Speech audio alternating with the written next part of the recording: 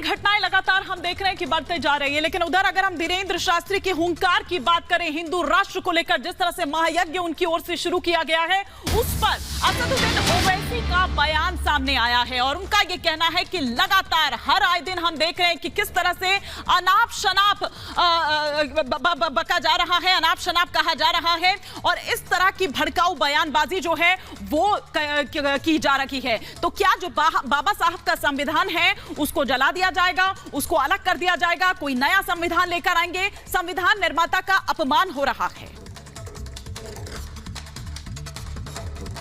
जहां देखो गांव-गांव रैलियां निकलने लगी, जहां देखो युवान बच्चे युवान बहनें हिंदू राष्ट्र की मांग करने लगे, क्योंकि अब तक ये भारत के लोगों को अनपढ़ गवार समझते थे और भारत के संतों को पाखंडी समझते थे। अब इनके मुंह पर तमाचा घला तो इनको नानी याद आ गई अपनी अपनी, और हम तमाचा मारते रहेंगे। और हम तुमको कहते हैं हमारे पास तो कुछ नहीं है, ना हम चमत्कारी है, ना हम कुछ हैं, हम अपने हनुमान जी के चेले हैं और गुरु के चेले हैं और हमारे हनुमान जी बलवान हैं, इसलिए उनका नाम हनुमान है। और एक बात मेरे पागलों, जिन बागेश्वर बालाजी की कृपा से सनातन विरोधी नतमस्तक हुए हैं, तुम भी उनके बन जाओ जीवन भर के लिए, तुम्हारे संकट भी नतमस्तक होंगे। ये कैसा देश है जिस देश का कोई मजहब नहीं है? आप कैसे कह रहे हैं और कैसे सरकारें खामोश बैठी हैं इस बारे में? बताइए, आप कैसे खामोश बैठ? हम तो पूछ रहे हैं कि सरकार खामोश क्यों बैठ रही है? मैं तो पार्लियामेंट में कहा था कि कोई महीना नहीं जाता जब यहां पर इस तरह की बकवास, अनाप शनाप और धमकी और डराने की बातें की जाती हैं। कैसे आप कह सकते हैं कि इस देश को ऐसा बना देंगे? कैसे बनाएंगे आप? तो आप अंबेडकर के संविधान को जला देंगे क्या? जलाकर कोई संविधान बनाएंगे क्या आप? वही बागेश्वर धाम के पीठाधीश्वर पंडित धीरेन्द्र शास्त्री हिंदू राष्ट्र की हुंकार भर रहे हैं और इसे लेकर उनकी तरफ से महायज्ञ किया जा रहा है।